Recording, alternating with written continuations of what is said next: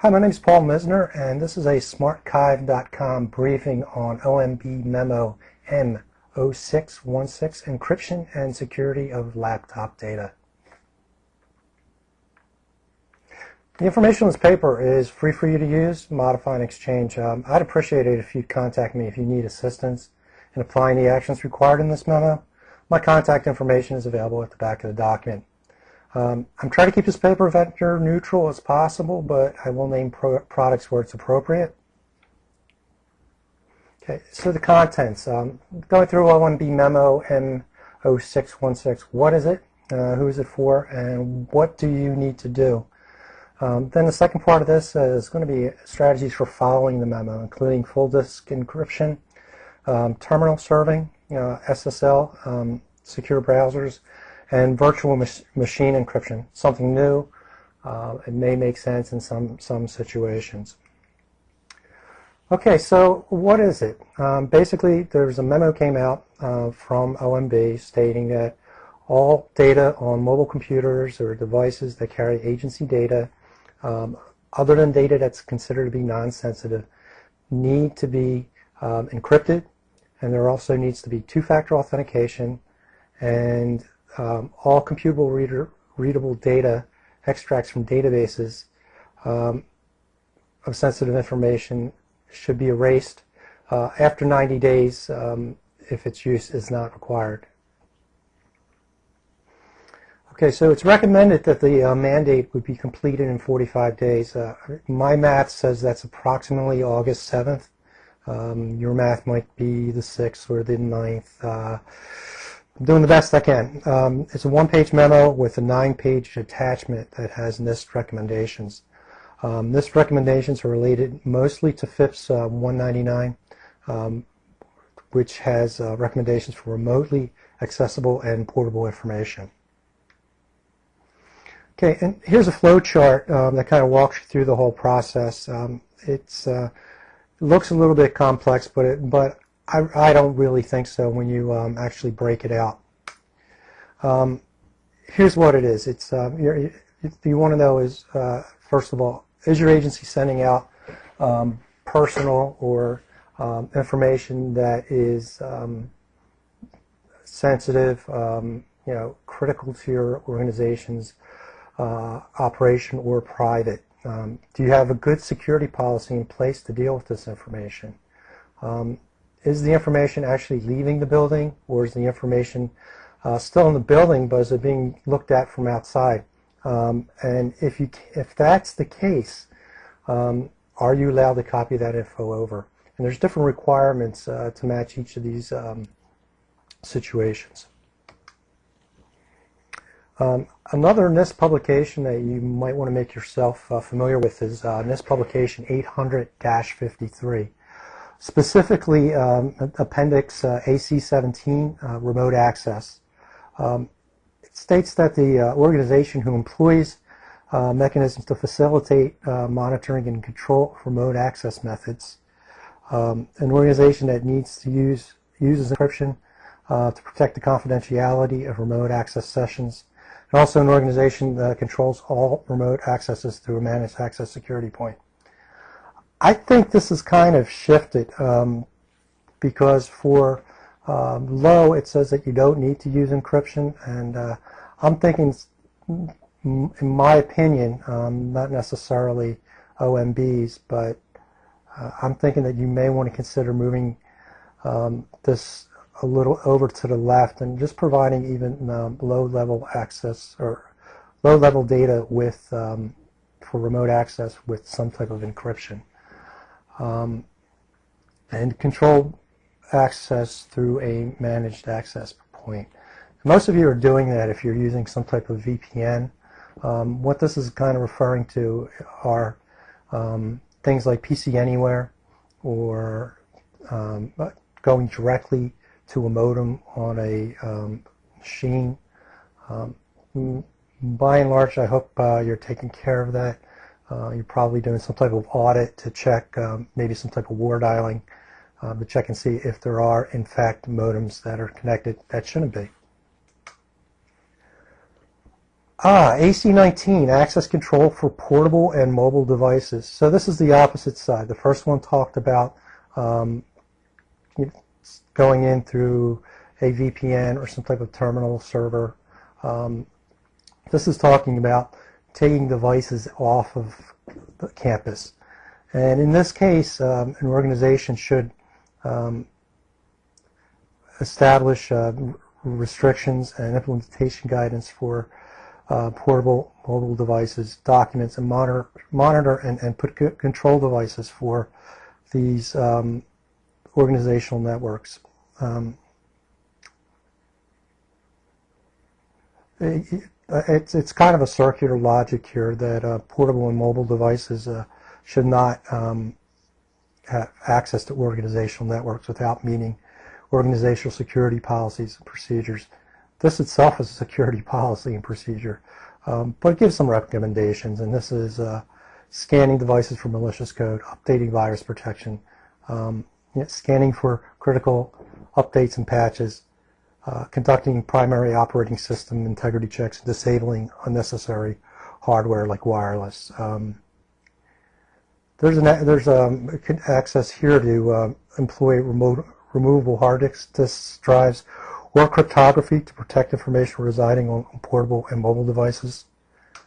I personally don't like that first one, the removable hard drives. That's not security. It's just saying that the hard drive is going to be separated from a laptop. So if you put in another laptop, it's not secure. So, and also, instead of having a big laptop lost, you're having a little hard drive lost. So it could be hard to find, and you just have the same problem. Crypto is where you need to be. Crypto is what you need to look at, and of course, I'll be talking about more about that in this document. This is not covered as part of the OMB memo, but I thought it made sense to add this. And this is personally owned information systems, and supplemental guidance here is fairly what you think. Use a VPN. Make sure that there's protection against wireless vulnerabilities. No type of wireless bridging between networks. Maintain adequate physical security controls.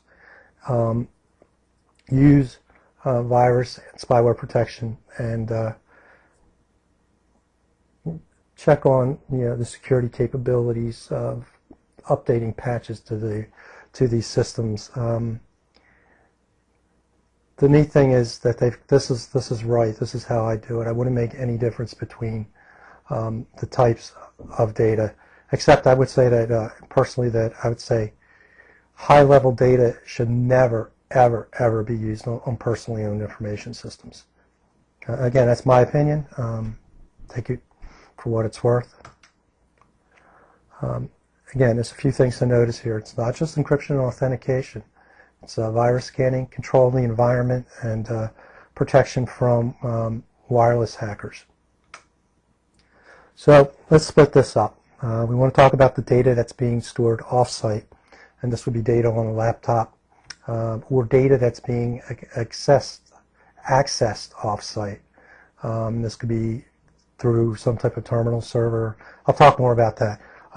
Off-site, and it can be taken off-site on non-agency property, kiosks, and home use machines. I kind of addressed a little bit of that in the previous slide. Okay, data being taken off-site. There's a lot of options here. You can encrypt the data itself. You can encrypt the data or encrypt a disk or a disk volume, or encrypt a virtual machine. Each of these has pluses and minuses. In general, depending no matter which type of encryption you use, you need to remember some things about it. Encryption is processor intensive. Older machines may take a long time to encrypt and decrypt large amounts of data. Good encryption also requires strong authentication, two-factor authentication, something you know and something you have. So you've already got in an NT environment NTFS file encryption. It's good because it's already built into Windows XP and it's file or directory based. But it's real important if you're going to be using this to fulfill the OMB's requirement that you understand how it works. And I'm not going to say it's good or bad. I'm just saying that you need to understand it. For example, transfer data.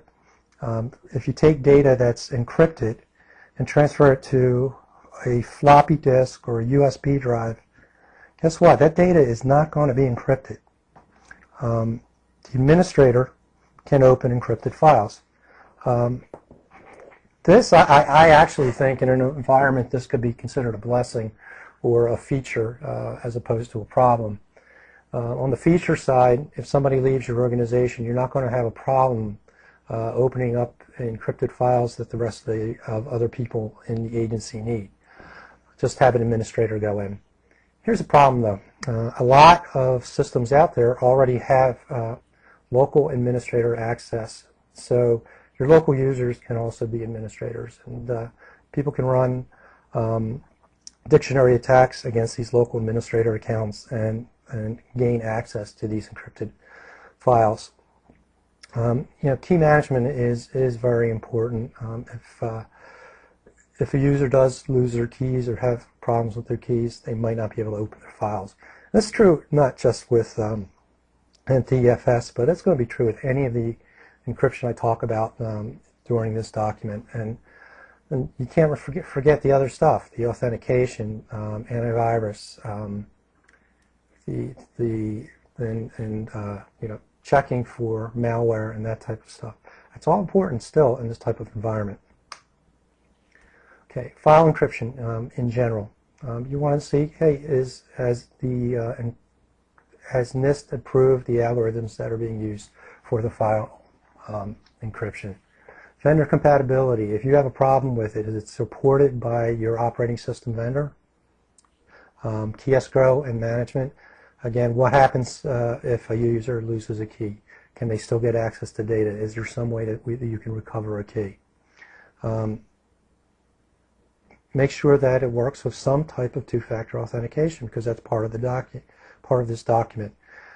And there's different ways you can do this. You can encrypt the operating system. Use two-factor authentication to get into the operating system, and then use single-factor authentication to get to the encryption. That should meet the needs of this particular memo. And finally, you need to understand the behavior of how the encryption you're using works on and off the computer. If things are getting moved, do they stay encrypted? If they don't, what do you need to do to re-encrypt them? I've got to talk about this, but because of the time frame of this document, it's something that's not going to be applicable right now. But it begins a good discussion on hard drive encryption. Microsoft in Vista is going to include a hard drive encryption feature called BitLocker. And the biggest issues are, first of all, it's not available yet, neither Vista or BitLocker.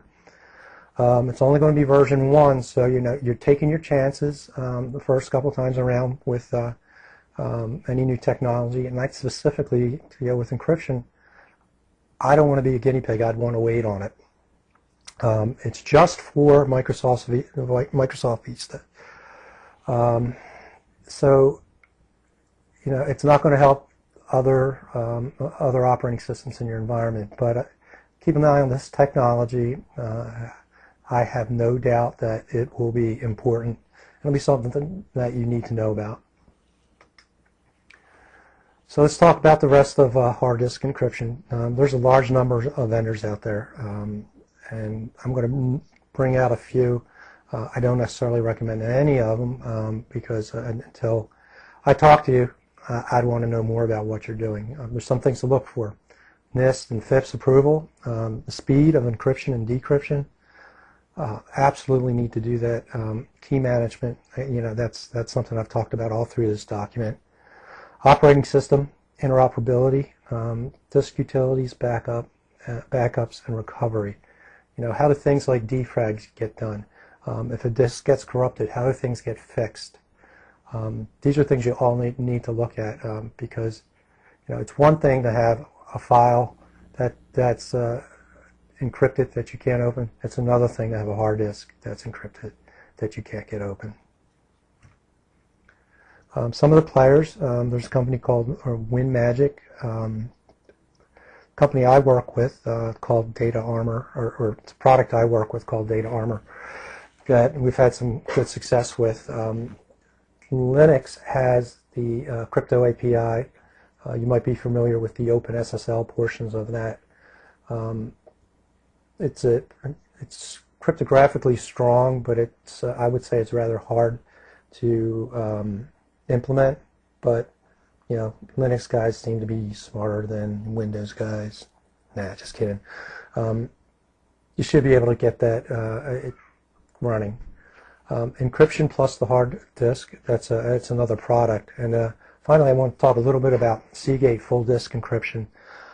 Seagate actually offers, as of this year, on one of their sets of drives, full disk encryption that's hardware based. It's triple DES based, which makes me believe that they're using some type of hardware acceleration because AES is they're extremely difficult to program into a chip. Okay, well, that kind of ends my discussion of disk encryption. I'd like to kind of change the paradigm and start talking about terminal services. The big security thing from terminal services is they can't steal the data if it's not there. So using terminal services to access data, for example, like Citrix or Microsoft Terminal Server, you need to make sure that nobody can get back there and get the data other than you. So check the endpoints, make sure there's no malware. There must be encrypted links between the two. That's a given. Everybody's pretty much doing that. At least with Citrix, it's a mature technology. It works extremely well if you have it implemented correctly, and the people that have it implemented know what they're doing. The downside is that you got to have some type of connectivity. You're not going to work from this from a desktop in a hotel lobby that you don't have internet access. But internet access is pretty much going everywhere, so I don't necessarily think that it's such a big problem. You do need to check for compatibility with applications, and if you're going to be incorporating this, I would recommend some type of audit. SSL VPN, another way to access your data from remotely, and you need to have strong authentication. You need to have endpoint checking, and would recommend having a secure browser with an encrypted cache. That's highly recommended, and check for compatibility with main applications. This is a new technology, relatively new, based on old technologies. A company called VMware offers something called an encrypted virtual machine. It's from a product, it's VMware's ACE product. You can encrypt the data. You have a choice here. You can encrypt the virtual machine or the data inside the virtual machine. It's portable, and because it's a file, it's easily replaceable. So if the data is blown off, you can just go and replace it. Which one of these is for you? It's really going to depend. First of all, you want to take a look at the current equipment that you have. If you've got older equipment, it may make sense to kind of look at more of a tunneling type solution or a terminal serving type solution where the processing is done at the organization rather than on the end computer itself. Also, the amount of bandwidth and the availability of bandwidth should be something you're concerned about. If you don't have bandwidth, you may want to consider looking either at encrypting a drive or at encrypting a virtual machine. The amount of data that needs to be encrypted, it kind of goes back if you've got older equipment and a lot of data that needs to be encrypted, then maybe you want to look at terminal type of terminal server, that type of stuff. And also the size of your organization is going to be really important when considering things like key management. If you'd like more information, please give me a call. My number is 877-876-3833. Thanks very much.